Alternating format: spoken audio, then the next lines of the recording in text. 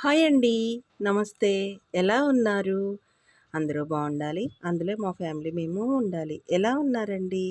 ఈరోజు Sunday special మా పిల్లలు మేము చేసుకునేది ఇదండి. ముద్దపప్పు. మాకు కావాల్సిన పప్పు తీసుకున్నామండి.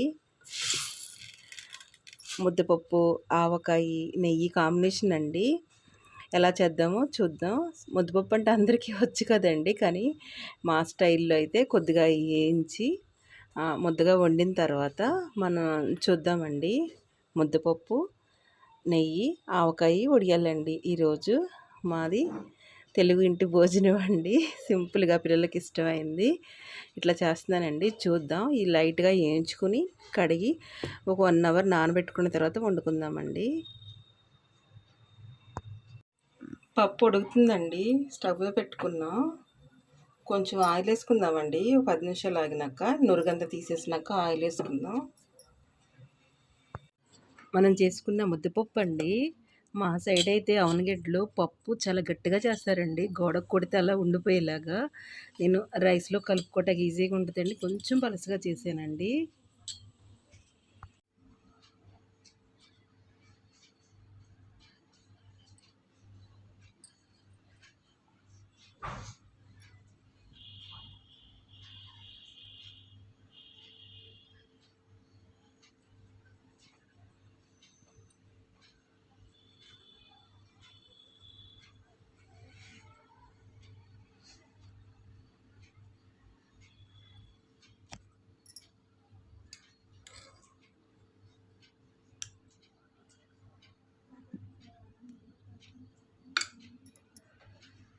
ఈ సండే మా ఇంట్లో స్పెషల్ ముద్దపప్పు, ఆవకాయి, నెయ్యి అండి. ఈ వడియాలు మన ఇంట్లో ఉన్నాయన్నా కానీ వాళ్ళ డాడీతో పాటు డీమార్ట్కి వెళ్ళి తెచ్చుకున్నారండి.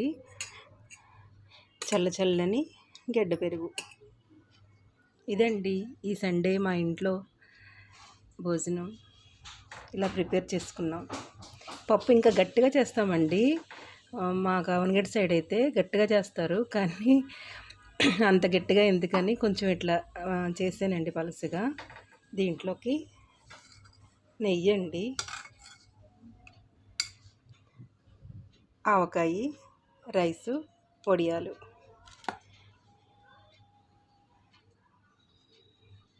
ఈ భోజనం ఎంతమందికి ఇష్టం? మీరు కూడా ఇలా చేసుకోండి.